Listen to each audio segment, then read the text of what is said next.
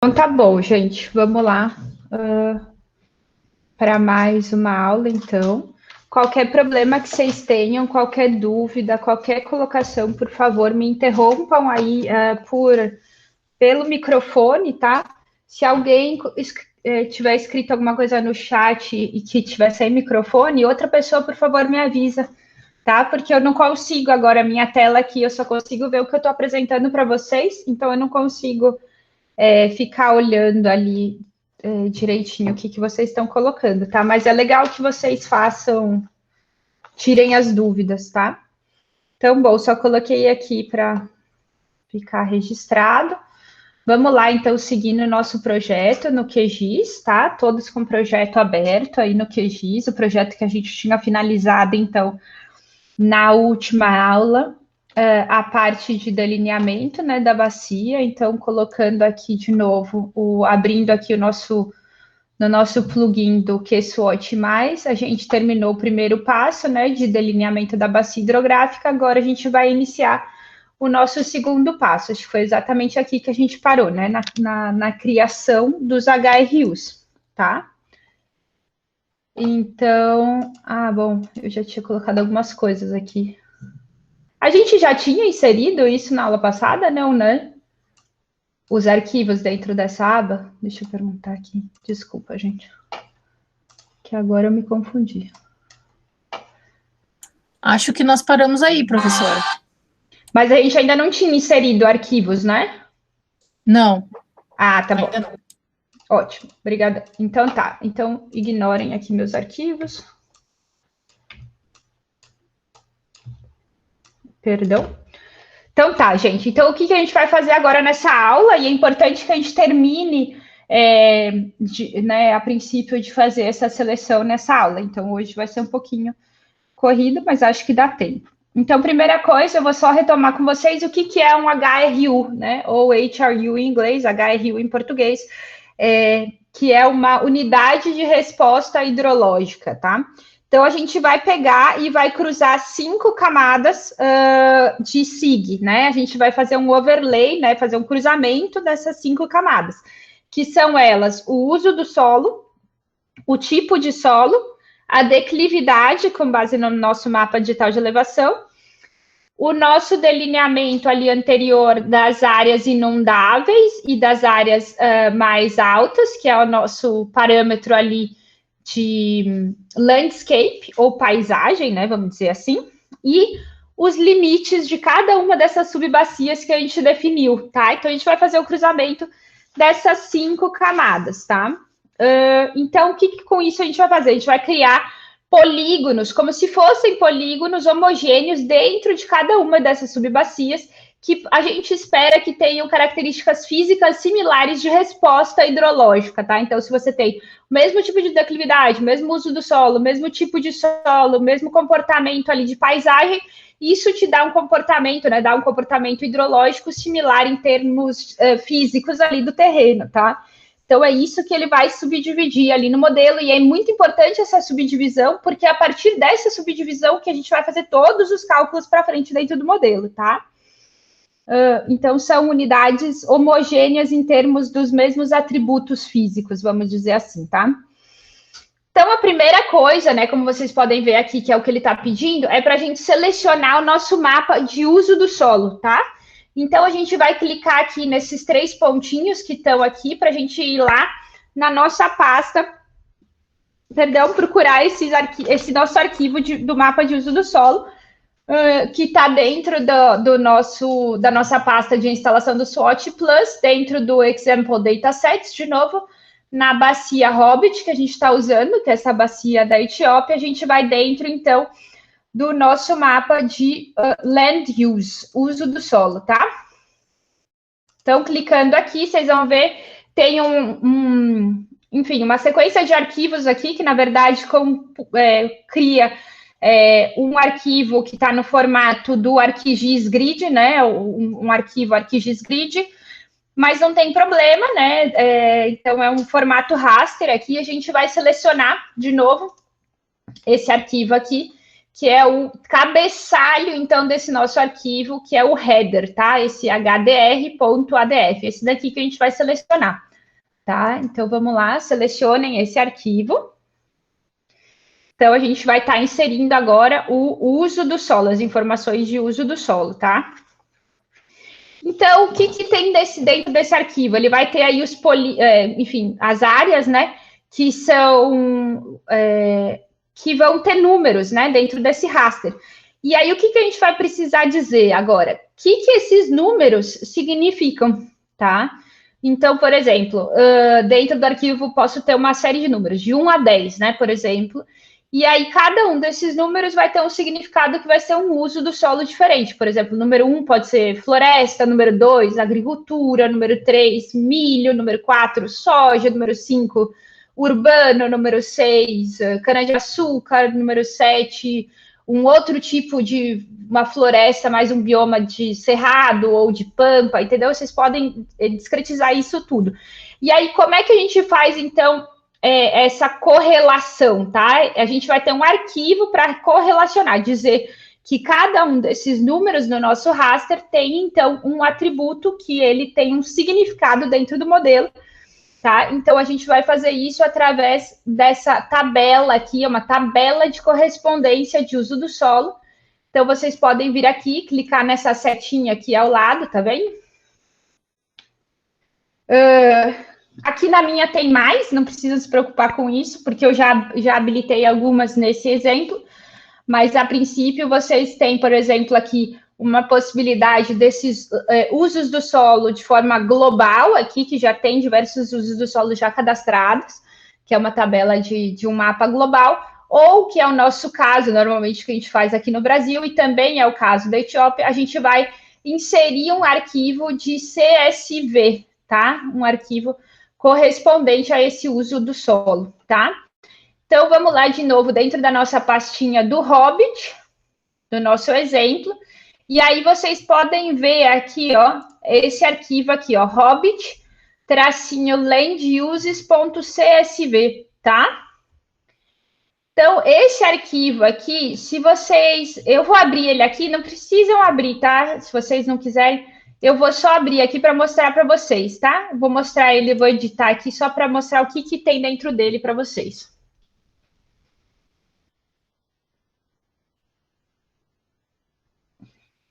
Nossa, assim que meu computador quiser. Ah, pronto. Então, acho que está todo mundo vendo, né, aqui. Então, vou abrir esse arquivo. E aí vocês podem ver, ó, tem o ID aqui do Land Use, que são os IDs que estão dentro daquele mapa que a gente inseriu, daquele formato raster, tá? Então, vai de 0 a 4, nesse caso aqui. E aí tem o código do SWOT sobre essa correspondência, tá? Que são aí 4 letras sempre. Então, vai ter, por exemplo, aqui, ó, AGRL, tá? AGRL é agricultura, tá? E aí tem aqui WATR, é water, água, tá? E aqui, bom, pastagem e floresta, tá? Por exemplo, nesse caso, você pode ter diversos outros usos de solo, mas é isso que a gente vai falar para o modelo agora, que onde tem um 0 no seu mapa lá de uso do solo, é para ele saber que isso é, portanto, uma agricultura, tá bom? Então, vou fechar aqui. Vamos voltar aqui.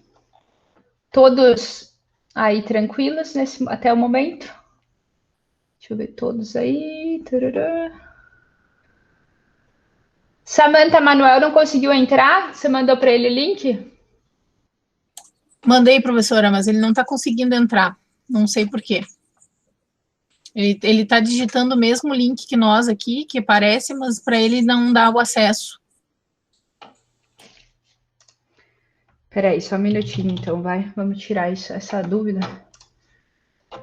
Para não excluir pessoas da aula. Só um segundo. Manuel.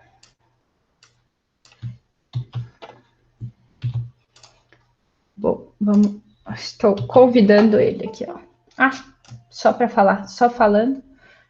Conseguiu aqui, pronto. Obrigada, professora. Imagina.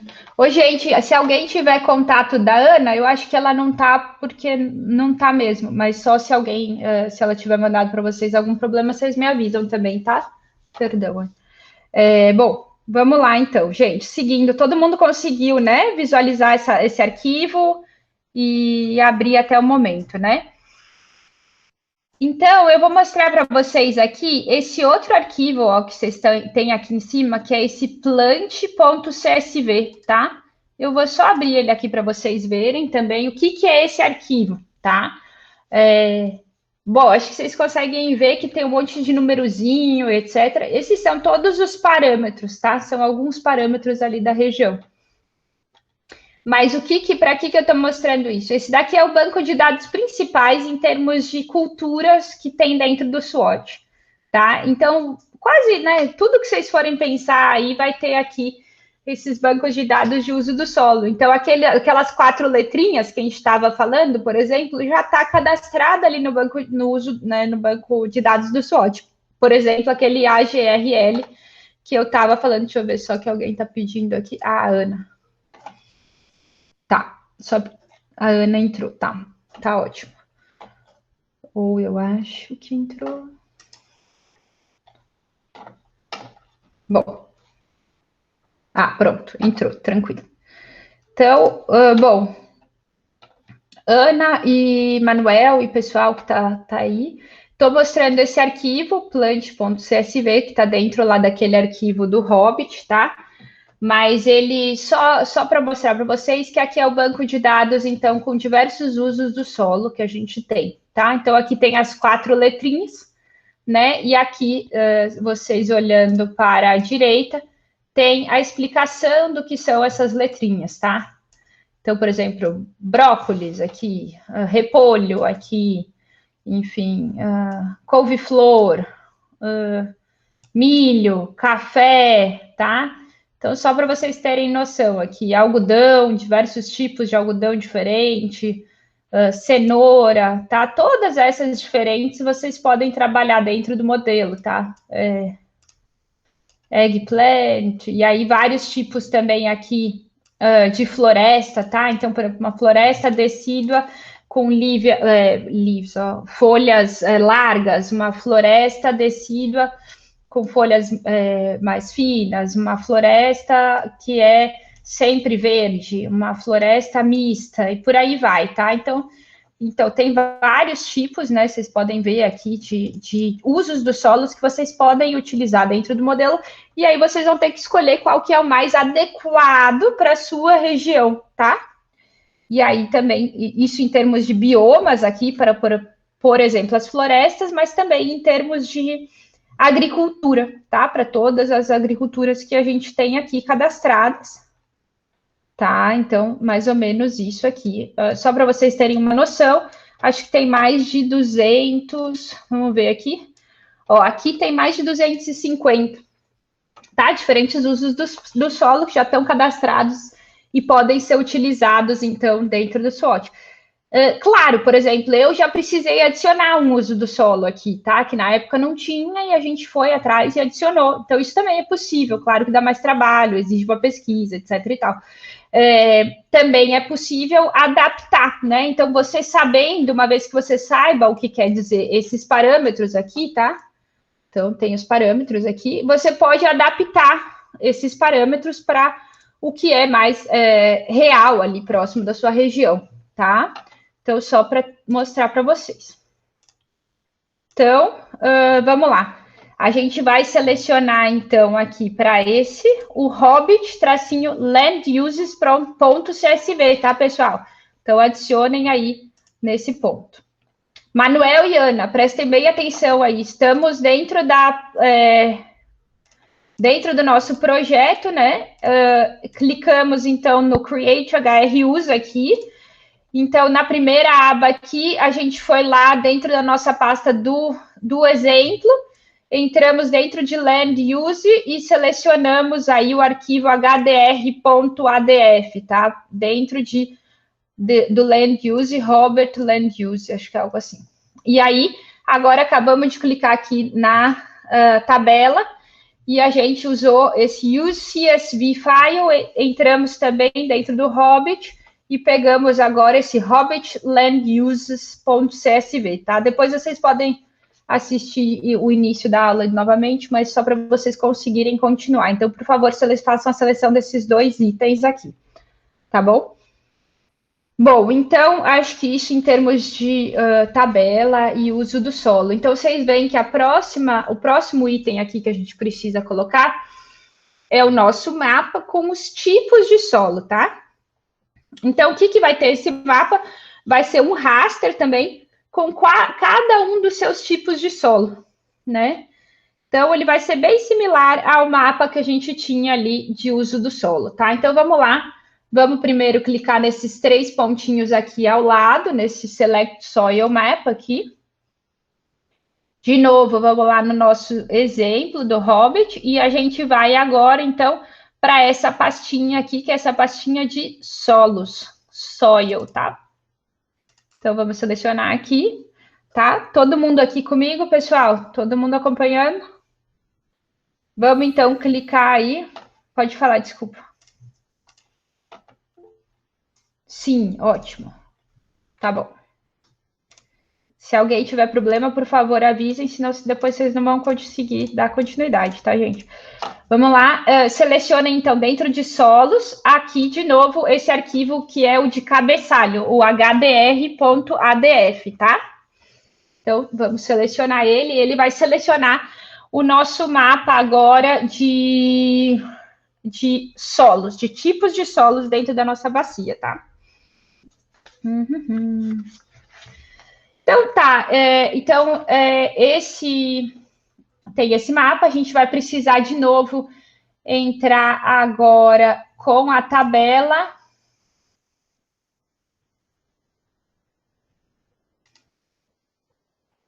Com a tabela do nossos correspondente, igualzinho, bem similar ao que a gente usou ali dos usos de solo. A gente vai usar para os tipos de solo, tá?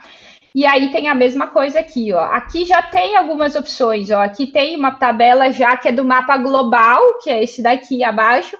E esse daqui já tem também uma tabela de solos que é da FAO, né? Que é da FAO, que é uma associação internacional também, aí que tem essa padronização de solos, que então podem ser utilizadas dependendo aí do seu projeto. A gente, normalmente, no Brasil, também utiliza os dados próprios, tá? Que vocês vão ter que construir. Para isso, a gente vai nesse Use CSV File, então a gente vai clicar aqui de novo, e a gente vai, então, selecionar agora, de novo, essa daqui, que é o Hobbit, tracinho Soils, tá? Eu vou abrir aqui de novo para vocês verem, tá? Então, de novo, ó, só para vocês verem o que é essa tabela, é uma tabela de correspondência simples, tá? Então, tem o ID de solo, que é o ID correspondente lá ao que está dentro do seu mapa de tipos de solo, então aqui tem números variantes, e aí tem o S-Name, que é o Soil Name, ou nome dos solos, né, tanto faz aí. E aí tem essas letrinhas aqui, que então são os nomes dos solos, ou seja, você tem um mapa, onde cada um daqueles números atribuídos àquele raster tem um nome associado, que é esse aqui. Mas o que isso quer dizer ainda para o modelo? A gente vai ter que dizer, tá? Porque os solos, a gente tem a camada espacial dele, que é esse mapa, mas a gente tem a camada de profundidade dele, certo? Que é tudo abaixo. Então, a gente vai ter que entrar depois com os parâmetros relativos aos solos em profundidade, que são relativos a esses nomes aqui, tá?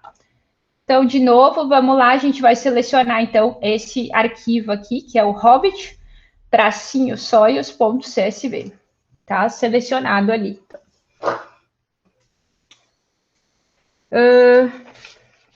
Então, tá. Né?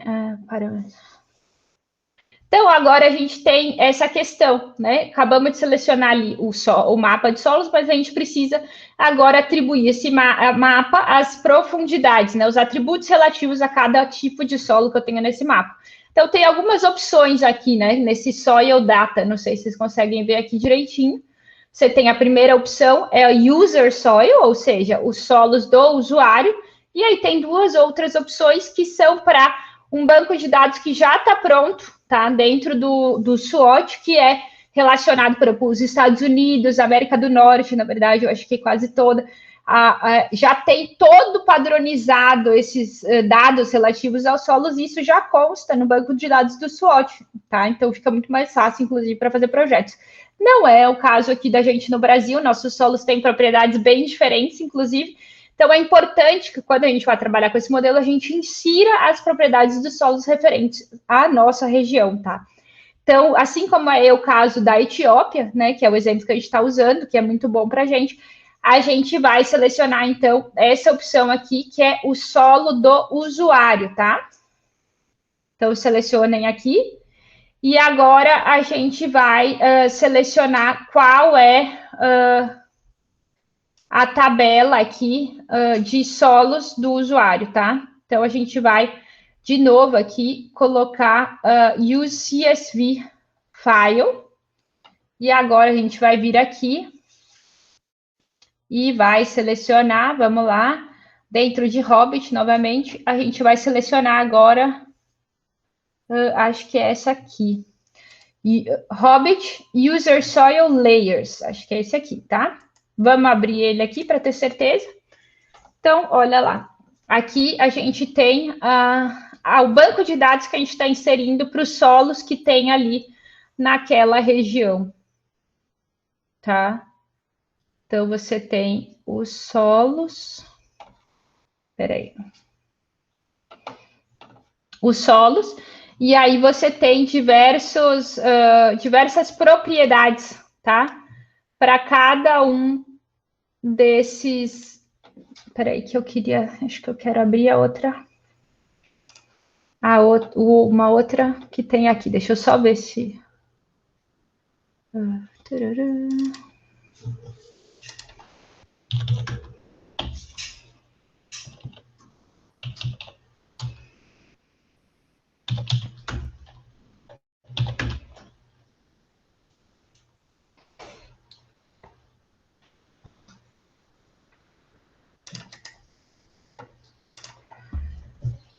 Tá, bom, isso mesmo.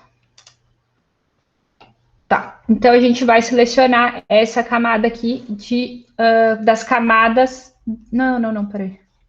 User Soil, tem a outra aqui, Aham, agora sim, tá certo. Desculpa, gente. Agora sim. Então a gente tem essa aqui, ó, que é o hobbit-user-soil.csv, tá? E agora sim, tá vendo que a gente tem todos aqueles tipos de solo que a gente tinha ali no mapa anterior, né? A princípio para essa região. E a gente vai ter, então, o nome desses tipos de solo, tá vendo? Isso daqui vai ser inserido, então, no banco de dados do SWOT, que já existem mais de 200 solos lá classificados. E aí vocês podem ver todos esses atributos que estão aqui. Eu sei que vocês não vão conseguir ver direito, tá? Vários numerozinhos, etc e tal. Mas cada um desses nomezinhos que estão aqui são atributos relacionados aos seus solos, tá? Então, por exemplo, aqui, né, eu tenho o nome do solo, aí eu vou ter o número de camadas ou horizontes que esse solo tem, eu vou ter que falar qual que é o grupo hidrológico relativo a esse solo, tá? Se é A, B, C, D. Aí a gente tem que falar a profundidade máxima desse solo, né? Qual que é a profundidade máxima do solo que eu quero trabalhar dentro do modelo. Aí você tem, esse daqui é por exemplo, Anion Exchange Capacity, a capacidade de troca de ânions. Você tem esse daqui, Soil, que são as fissuras. Você tem aí a textura relativa a esse solo. Aí você vai entrar agora com dados relativos a cada um dos seus horizontes, tá? Então, por exemplo, se eu posso ter até 10 horizontes, tá? Dentro do modelo, né? Então, normalmente tem 4, 3, 4, 5 horizontes, mas eu posso ter até 10. Então, para cada um desses horizontes, eu vou ter que inserir os dados relativos aos solos, tá? Eu estou mostrando para vocês, porque no Brasil, normalmente, a gente precisa ir atrás disso, tá? É bem complicadinho, inclusive, achar, esse é um dos dados difíceis, mas é uma das diferenças, né? Por exemplo, vocês nem viram nada parecido no outro modelo que a gente trabalhou, né? Então, é um grau de discretização e de informação muito maior, tá? Então, aqui, por exemplo, a gente tem a profundidade, né, o Z1, então, ou seja, do primeiro horizonte aí da camada. Aí aqui o BD é Book Density, ou enfim, a densidade aparente ali. Aí você tem aqui o AWC, a Available Water Capacity, ou a capacidade em si de água no seu solo. Você tem aí o K, que é a condutividade hidráulica. Aí você tem, por exemplo, o percentual de areia, de silt, de argila, tá? Você tem o albedo, você tem aí o valor da USL, do K, que é aí relativo à erosão, você tem valor de condutividade elétrica, então tudo isso só de um horizonte, tá? E aí você vai para o segundo, terceiro, e por aí vai, de acordo com todos os horizontes que você for inserir no seu modelo, tá? Espero que compreendido, tá? Então, para cada uma das camadas, tá? Então, né, parece fácil, assim, quando tá tudo prontinho. Não é muito fácil mesmo no Brasil, tá? Principalmente a maioria desses dados que a gente está falando assim não está disponibilizado assim de uma forma tão fácil para ser utilizado. Principalmente aí dependendo da região. Tem regiões que têm dados mais facilmente, tem outras que não, tá? Então, só para falar, mas existem vários dados disponíveis. Por exemplo, a Embrapa tem um banco de dados agora nacional com diversos dados relativos aos tipos de solos e ensaios feitos em localizações específicas. Eles disponibilizaram um material bem extenso em relação a isso, tá?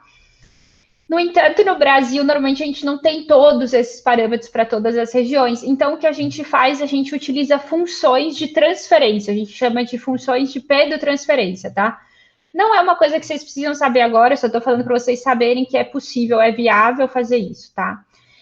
Então, bom, até inclusive quem tiver interesse, depois tem um Excel que foi feito por alguns, um pessoal do SWOT, inclusive, que possibilita, assim, com uma base de dados bem pequena, tipo textura, carbono orgânico e profundidade, só com esses critérios você consegue fazer, ter uma relação, né, através de uma equação, que são essas equações de pedotransferência, que você consegue, então, calcular todos esses outros parâmetros para a região, tá? Então, como que é essa equação? A equação foi feita a partir de muito experimento, tá? Muita ida a campo, muito detalhamento nesse sentido. Então, tem várias equações que podem ser usadas. Tem algumas que foram desenvolvidas também no Brasil, que podem ser usadas também, tá? Para alguns parâmetros. Então, normalmente é isso que a gente utiliza, pelo menos normalmente isso que eu consegui utilizar até hoje, tá? Para utilizar o modelo. Então, vamos selecionar o User Soil aqui, Robert User Soil, tá? Para esse banco de dados que a gente vai entrar, tá? E aqui está mostrando os dados que a gente usou acima, né? Que são os dados de uso do solo. Então, por exemplo, aqui é aquela tabela de Plant Table que eu mostrei para vocês e tem uma tabela equivalente aí dos dados urbanos. Então, você também, né, aquela lá que eu mostrei para vocês são mais os dados referentes à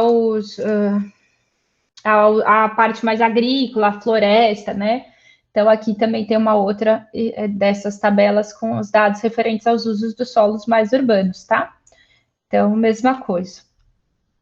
Bom, vamos lá. A gente vai agora para a próxima categoria. Se alguém tiver com algum problema, alguma dúvida, por favor, me avisem, tá, gente?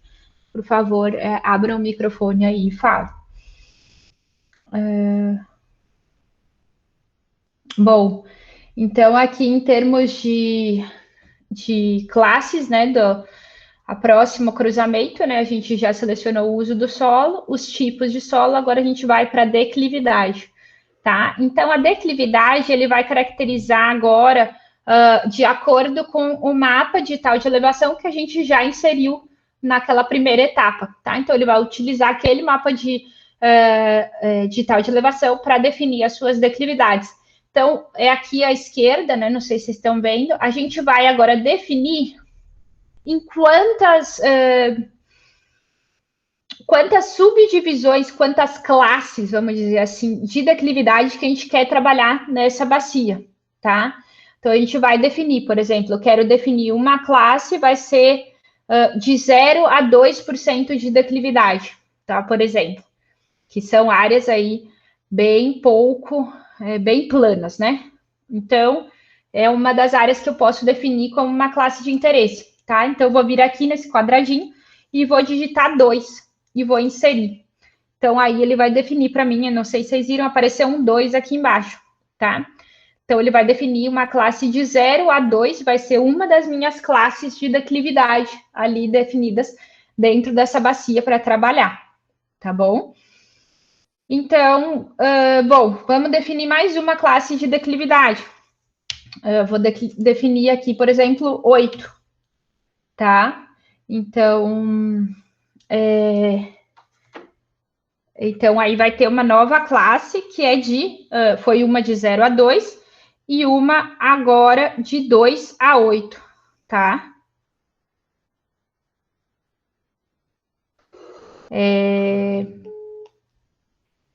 Então, é só inserir também essa classe aqui de declividade, tá? Todo mundo conseguiu? E aí vai ter uma outra classe agora, claro, né? Que é a de 8 até 99999, que na verdade é de 8 até a classe que tiver aí disponível, tá bom? Então, bom. Claro, a definição dessas classes de declividade, pessoal, ela tem que ser de acordo com o que faz sentido na sua bacia, na sua região, né? Então, esse exemplo que eu estou dando, por exemplo, é para uma bacia que é bastante agrícola, tá? Por quê? Porque ali de 0 a 2 é muito plana, né? Aí de 2 a 8 já é uma área assim que é mais acidentada, né? Vamos dizer, em termos de relevo. Mas é uma área ali que ela ainda é agriculturável pelo maquinário, vamos dizer assim, pelas máquinas agrícolas, dá para ir com o trator, dá para ir com colheitadeira. Normalmente ali são áreas que podem ser utilizadas tranquilamente. Já uma área acima de 8%, é mais difícil ter essa colheita, esse trabalho agrícola mais mecanizado. Não que não possa, algumas culturas podem, tá? Então depende bastante. Agora, enfim, isso depende bastante aí da sua região, né? Esse daqui é, claro, um exemplo disso, né? Tem áreas agricultáveis até no Brasil aqui com declividades muito superiores, né? Tem áreas também que aí normalmente a Embrapa tem uma outra classificação de relevo que a gente também utiliza bastante, né? Tem 5 classes de relevo, também pode utilizar aqui como classes de declividade. E aí, enfim, vai depender um pouquinho da sua região. Normalmente, se a gente tem, por exemplo, a gente tem áreas também que são mais declivosas, que são feitos terraceamentos, né? Aí o terraceamento já muda o relevo e muda o seu modelo digital de elevação, então não tem tanto problema. Mas, enfim, vamos definir essas classes aí, tá? E aí, então, aqui a gente está agora nessa outra opção, que é a nossa quarta camada de SIG ou GIS, né, que a gente vai cruzar, que é essa camada relativa à nossa landscape, certo? Que é aqueles mapas anteriores de área de inundação que a gente criou, tá? Então, você pode clicar aqui com o seu botão, né, nessa setinha, e você vai ver, por exemplo, no exemplo que a gente tinha feito na aula anterior, eu tinha criado, acho que 3, pelo visto, 3 aqui, né, usando, o primeiro a gente usou o buffer lá, né, com 10 de distância, e depois a gente usou o método de inverso relacionado ao modelo digital de elevação, tanto com 5 como com 10, né? Então, você pode escolher, né? Então, você tem todas essas opções que você fez no anterior, você pode escolher. Eu vou selecionar aqui o meu, que foi o inverso com 5, tá? Para a gente fazer esse cruzamento aí. Tá bom? Então, isso é o que a gente precisa incluir, né? Então, é para incluir. Você pode também não incluir, falar para não quero incluir o mapa relativo à paisagem, relativo às áreas de inundação. Mas esse é um diferencial do SWOT mais novo, né? Então, provavelmente, se você está usando esse modelo, é algo que você tem interesse, tá? Em utilizar. E aí você vai, vamos selecionar aqui. Se você tiver um computador muito, muito ruim, assim, tipo, muito lento, desculpa o palavreado, muito lento, não precisa, e não precisa mesmo gerar clicar aqui nesse botãozinho que eu estou clicando agora, tá? Eu vou clicar aqui para conseguir mostrar para vocês, não é algo que é necessário, tá? Mas o que eu estou clicando aqui? Eu estou clicando para ele gerar um arquivo shape, né? Um arquivo aí vetorial com os polígonos dessas unidades de resposta hidrológica para a gente saber onde elas estão, tá? E aí eu vou mostrar para vocês, assim, que elas forem criadas, beleza? Professora, e se no caso não habilitar essa opção aqui, no meu caso, ela não é possível escolher. Será que tem alguma... Não, essa opção que a senhora colocou aí para a gente acrescentar a área de inundação, ela não abriu, ela não dá essa opção. Então é porque você provavelmente não criou no passo passado os mapas de inundação. Perfeito. Então tá, pode ter sido isso. Tá, então, obrigada. Samantha, pode seguir a aula agora normal, né? Mas aí depois volta lá no delineamento da bacia e cria o mapa de inundação. Tá joia. Aí depois eu consigo voltar de novo aqui e colocar. Ótimo. Obrigada. Exatamente. Aí você faz novamente, tá? Então, por isso que não tá aparecendo. Beleza? Então, eu vou clicar aqui agora para ele fazer read, tá? Então, ele está criando agora vai criar aí os meus HRUs todos, tá? Então,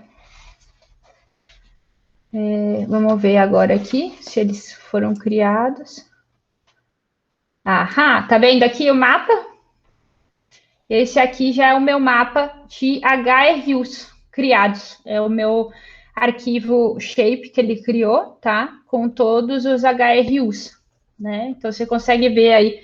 Claro, não dá para ver muito bem, tá tudo com verdinho, mas são essas areazinhas aí delimitadas com uma linha meio cinza, né?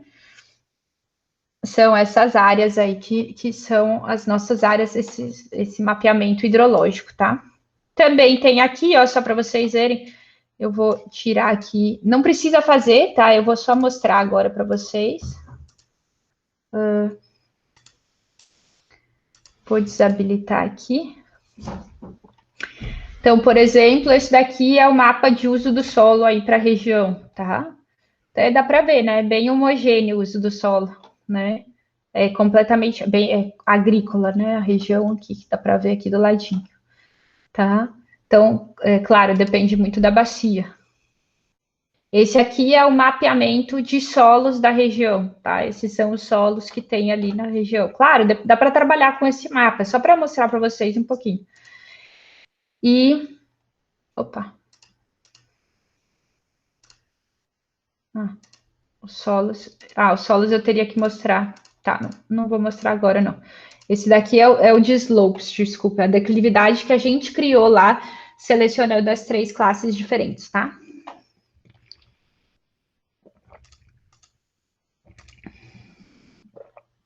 Então, uso do solo. Aí, o nosso mapa digital de elevação, né, que a gente tinha de início. A floodplain que a gente usou, que acho que é essa aqui, a de 5, se eu não me engano. E os HRUs, então, que a gente acabou de criar. Ó, vocês podem ver aqui, lembra aquela bacia que a gente selecionou aqui em vermelhinho, tem um inlet? Para essa bacia, ele nem criou as nossas HRUs, porque a gente não vai modelar ela. Lembra? A gente tem que entrar aqui com os dados já de entrada, tá?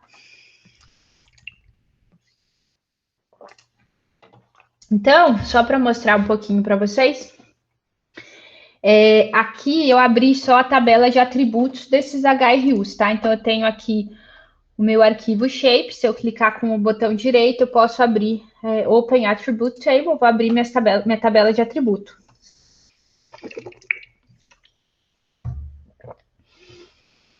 Perdão. Então, nessa tabela de atributos, eu tenho agora, né, para cada um desses HRUs, ele vai me falar aí as características, tá? Então, a subbacia que ele está, o canal a qual ele corresponde, né, a paisagem ali, né, se é floodplain ou upslope, ou seja, se é área inundável ali, né, área de várzea, ou se já é uma área mais alta, o uso do solo, o tipo do solo e aqui a declividade, tá? E aí ele já dá para a gente várias informações, beleza? Então, vamos ver aqui, ó. Por exemplo, deixa eu selecionar um aqui que seja grande para a gente ver. Ó, por exemplo, essa região aqui dessa bacia, tá vendo? Esse daqui é o maior HRU que a gente tem, né? Acho que vocês conseguem ver em amarelo. Eu selecionei ele. Então, essa área aqui é uma área que tem o mesmo tipo, né, todos esses critérios. Então, ele vai ser trabalhado como uma área de resposta igual, de forma hidrológica, dentro do modelo, tá? Então, por exemplo, aí tenho outros, né? Agora eu selecionei um outro HRU. E por aí vai, tá? Então, aqui é outro HRU. Aqui o maior HRU. E aí vocês podem ir vendo, né? Os HRUs que vocês selecionaram. Qual que é um problema, tá? Vou colocar aqui uma área menor. Vocês estão vendo aqui, ó, não sei se vocês conseguem ver direito na minha tela, mas eu agora selecionei aqui por área, tá? Dentro da minha tabela de atributos, e eu consigo ver que, ó, primeira coisa, olha quantos a gente tem, 637 HRUs nessa bacia, tá? E aí, se a gente for olhar aqui, por exemplo, em relação à área, olha a quantidade de HRUs que a gente tem aqui, ó, que é 0,09. Ou seja, ele só tem um pixel, tá? Né? Ó, tem diversos, ó, tô descendo aqui, ó. Vários. Nossa, bastante, inclusive, né? Agora aqui 2 pixels, ó. O 0,18. Então, ó, quase 100 deles são áreas bem pequenininhas. Vamos ver se vocês conseguem ver, ó. Selecionei um aqui. Né? Não vai dar para ver, porque é bem pequenininho. Opa, tava vendo, acho que é aqui. Aqui, ó, tá vendo? Não sei se vocês vão conseguir ver, mas tá bem em cima da minha mãozinha ali do mouse. Coloquei, ou seja, é só um pixel ali, tá? Então, o que às vezes acontece isso, assim, de ter áreas bem pequenas que vão ser como se fosse um HRU, né? Então, esse é um problema que acontece normalmente por algumas falhas, tá? Falha, seja ela ali, às vezes é uma falha de projeção mesmo, né, dos seus atributos ali. Então, às vezes nas bordas a gente tem muitos HRUs pequenininhos, ou na borda da bacia como um todo, ou das subbacias, a gente tem vários HRUs pequenininhos, tá?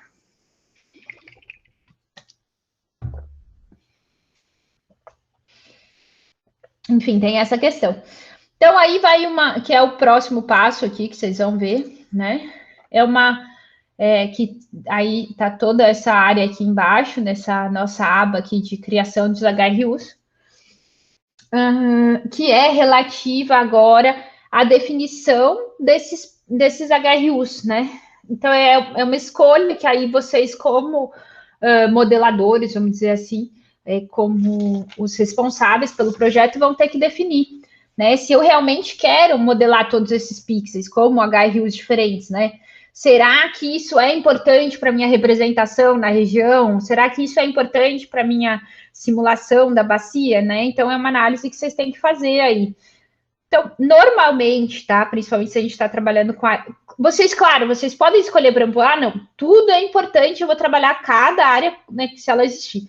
No entanto, não é muito significativo isso, né? Principalmente se são áreas muito pequenas, provavelmente até um erro de processamento de imagem, ou não tem uma continuidade ali direita, tá? Então, normalmente o que a gente faz é diminuir, tá? O número de HRUs, desses HRUs, que são esses HRUs que a gente vai dizer que não são tão significativos, né? Claro, isso sempre dependendo do que você vai modelar, e isso também dependendo do tamanho da sua bacia, né? A gente está trabalhando com uma bacia aqui que é muito pequenininha, por exemplo, eu já trabalhei, já modelamos no SWOT, por exemplo, a Amazônia inteira. Então, se eu estou trabalhando com a Amazônia inteira, né, ou com uma área bem discretizada, que nem no interior de São Paulo, que já trabalhamos também ali com a região de Piracicaba, com uma discretização espacial muito legal. E aí você precisa limitar um pouco esse número de HRUs, tá? Tanto em termos de processamento depois para sua máquina, mas também para você ter uma representação dos processos que você precisa representar,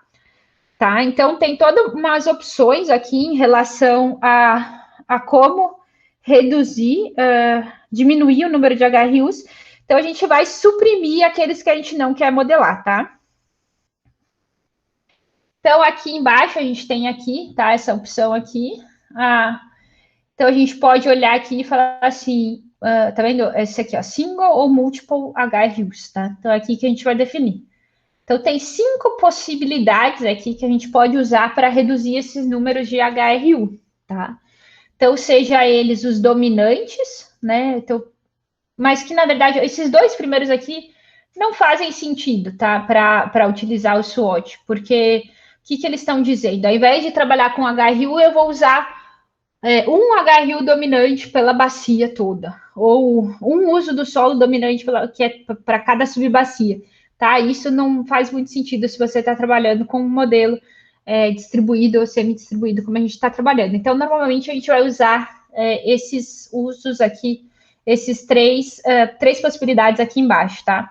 Então, eu vou começar aqui selecionando, selecionem aqui só para vocês verem, esse Filter by Land Use Soil Slope, tá? Então, aí uma vez que você clica aqui, tá? Você pode ver aqui que ele habilita aqui do lado essa barrinha aqui, que eu posso vir aqui e definir, então, qual é o percentual, né? Por exemplo, assim, vou dizer que land use é 3%, vai. Solos, vou colocar aqui. Aqui é para cada um. Aqui é só por um. Então, aqui você vai escolher para um deles, tá? Então, por exemplo, eu posso dizer assim, eu tenho um mapa de uso do solo que é muito bom, né? E aí que, né, eu classifiquei a imagem de satélite, tenho alta confiança, tenho várias imagens, etc e tal. Quero usar, então eu não quero suprimir nenhum HRU com base na minha imagem do uso do solo, tá? Então, vou fingir aqui 0. Ou colocar bem pequenininho, né? Agora, o meu mapa de solos, eu já não tenho tanta confiança, né? Ele é mais grosseiro, etc. Posso suprimir ali HRUs com base nisso. Então, posso aumentar aqui, por exemplo, para 10%, tá? E aí eu posso colocar, vamos lá com isso aqui. E aí, vamos dizer que o slope, vou colocar 5%, tá? Então, é uma coisa que eu posso usar de artifício, tá? Para separar aqui. Outra opção que eu gosto bastante, na verdade, aqui é em percentual, tá? Então é legal também porque é percentual. Você pode sempre escolher em percentual aqui. E aí, uma outra opção é você filtrar por área, tá? Então você vai falar assim, tudo que for abaixo de uma determinada área, vamos dizer 10% aí da minha subbacia, ou que seja 4% da minha subbacia, eu vou suprimir esses HRUs e eles vão ser, então, realocados para os outros HRUs de acordo com a proporcionalidade que eles existem ali, tá? Então, ele vai ser rearranjado, tá? Tipo, normalizado ali, de acordo com os percentuais, com um peso específico dos percentuais dos demais HRUs naquela subbacia, tá? Então, então podemos fazer isso também por área, ou você pode escolher pelo target, tá? Então, um número que você vai dizer assim, a gente só quer até X, tá? Eu não quero mais que X desse número. Então, eu vou remover, por exemplo, os menores aí e redistribuir. Então, ele vai mostrar para você, aqui a gente tem hoje 637 HRUs, tá vendo que tem aqui? Então, a gente pode... E o mínimo, ele também colocou aqui o mínimo. O mínimo de HRUs que dá para ter nessa especificação da bacia, assim, Mínimo são 152, tá? Abaixo de 152 não dá para ir. Ele já deixou ali bem claro para você. E aí você pode ajustar isso, tá? Ah, não, eu vou deixar 600, né? Só quero tirar os menores. Mas a gente viu lá, tinham quase 100 que eram muito pequenos, né? Então vamos dizer, vou colocar aqui como opa. Vou pôr aqui 500, tá? Então vou pôr como target 500, ou seja, dos meus 637 HRUs, ele vai passar a ter 500 HRUs, tá? Ele vai tirar os 137 HRUs, que são os menores, e vai redistribuir essas áreas de acordo com os pesos específicos dos HRUs dentro da subbacia, tá? Então, vai fazer isso, tá? Então, pode criar aí, por exemplo, vamos criar... pode criar os HRUs. Me deu um warning aqui. Pond on channel 69 has zero area. Tá bom, vamos ver o que é isso. Então, agora ele está criando realmente os... Ah, esse daqui é tudo bem também, só um errinho. Os HRUs, tá? Então, ele definiu os HRUs com base nessa definição que a gente falou anteriormente aí. Então, vocês podem ver, ó, já até habilitou aqui a camada agora de Actual HRUs, tá vendo? E, ó, todas as áreas que a gente retirou, né? Então, esses 137, né, que eram 137 HRUs que a gente retirou, são esses aqui, eu não sei se vocês conseguem ver, mas são esses daqui que estão atrás desse, né, que não estão nesse novo mapa aí, ó, aparecendo. Dá para ver por trás a camada do mapa digital de elevação, que é um verde, né, um verde mais escuro. Né? Então, vocês veem aqui, ó, vários né, pixels pequenininhos, ó, tá vendo? Pixels pequenininhos, esses todos aqui, ó, foram, ou aqui na borda, tá vendo? Áreas na borda, foram, então, suprimidos e estão sendo rearranjados dentro da minha região, tá? Você pode fazer isso, né, de forma iterativa também, tá, gente? Então, ou seja, eu fiz agora. Ah, não, mas olha só, perdi uma área, vamos dizer que aqui é uma área urbana, tá? Tô chutando, não é no nosso caso. Mas vamos dizer que aqui é uma área urbana importante, ou tem uma área de interesse aqui. Não queria tirar uma área tão grande, vamos dizer aqui, aqui tem alguns pixels juntos. Então, posso vir aqui e rearranjar isso, mudar e refazer isso de novo, tá? Só vir aqui e refazer de novo, tá?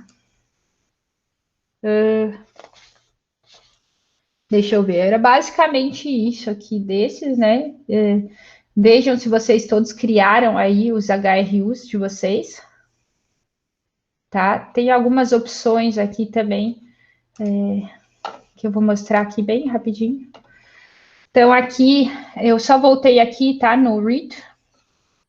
E só para mostrar para vocês essas outras opções. Como vocês podem ver aqui, opcional, não é obrigatório, tá? Opcional. Mas é só para mostrar para vocês. Então, posso colocar aqui, por exemplo, um uso do solo, né? Como está escrito o nome, uso do solo que eu quero dividir. Então, por exemplo, vou entrar aqui com o uso do solo que a gente tinha na bacia, que era agricultura, tá vendo? E aí, pô, não é legal modelar só agricultura, né? Vamos dizer, eu sei que essa agricultura na minha região, ela é, na verdade, vamos ver, qualquer coisa aqui. Ela é banana, tá? Então, eu posso vir aqui e colocar que, na verdade, essa minha agricultura, ela vai ser banana, tá? Ou então, eu posso fazer o contrário. Posso dividir. Eu coloquei qualquer outro aqui, brócolis, ó. Então, eu vou dividir a minha área, que é agricultura, eu vou colocar aqui 50% dela passa a ser banana e 50% passa a ser brócolis, tá? Isso daqui é uma possibilidade. Por exemplo, a gente no Brasil tem vários mapas que tem, né, o uso do solo, e aí tem agricultura geral, né? E aí você pode ir lá no censo agropecuário, por exemplo, e ver que tipo de uso do solo, né, que cultivo agrícola que está sendo realmente plantado. Aí você pode vir aqui e fazer esse tipo de mudança, tá? Então, isso daqui também pode ser feito. Eu vou fechar, que eu não quero fazer, não, tá? Outra coisa que a gente pode fazer aqui, principalmente quando a gente filtrava aqui, ó, nessas opções aqui, que a gente vai definir os HRUs, né? A gente pode defini-los e falar assim, não, olha só, eu tenho um uso do solo aqui que ele é, por exemplo, a gente faz isso às vezes quando a gente tem fragmentos florestais, né? E a gente não quer tirar esses fragmentos florestais do nosso modelo porque é algo de interesse, né? Às vezes são fragmentos pequenos, eles poderiam ser retirados como HRUs, mas são áreas que eu tenho interesse de modelar porque eu estou realmente interessada no processo hidrológico deles. Ou eu tenho áreas urbanas, às vezes, que são áreas pequenas, mas que têm um efeito hidrológico diferente. Eu também não quero retirar eles dos meus HRUs. Então, eu posso vir aqui, por exemplo, floresta, e colocar OK, tá? Então, eu não vou retirar, né? Ele não vai ser retirado de forma alguma dos meus HRUs, tá? Então, também é uma possibilidade. Então, às vezes, com florestas, áreas urbanas, ou um uso do solo específico de interesse, você pode fazer isso para ter certeza que seus HRUs não retirem ali deles, tá? Bom, manter aqui 500. Esse Elevation Bands aqui também é uma opção para ter bandas, quando a gente tem uma discretização dentro de uma subbacia, a gente tem áreas montanhosas, principalmente com grande mudança de elevação, a gente pode criar bandas de elevação, e aí ele pode fazer um ajuste, por exemplo, dos parâmetros de precipitação ou climáticos de acordo com essas bandas, tá? Normalmente a gente não precisa muito disso no Brasil, mas às vezes quando você está trabalhando com bandas muito, né, com áreas que tem bacias muito extensas, com altas mudanças, né, de altitude, às vezes isso é interessante, tá? Então, eu só fiz isso para mostrar. Deixamos aqui o criado, os nossos HRUs, tá? Então, criar aqui os HRUs. Vai aparecer, talvez apareça esse errinho do aquífero, é só um probleminha ali do modelo, tá? Então, era isso que eu queria fazer hoje com vocês. Então, consegui finalizar esse passo 2, que é da criação dos HRUs, que eu acho que é um dos passos aí mais importantes também do modelo, né? E aí, salvem todos aqui, né, o que vocês criaram até agora, né? Salvem aí os HRUs criados. Na aula que vem, então, a gente vai começar analisando um pouco esses relatórios desses HRUs, vou mostrar um pouquinho os relatórios para vocês saberem identificar o que já foi criado até o momento, e aí depois a gente vai para o nosso passo 3, que vai ser já de editar os nossos inputs, os parâmetros, inserir os dados climáticos e rodar o modelo nas próximas aulas.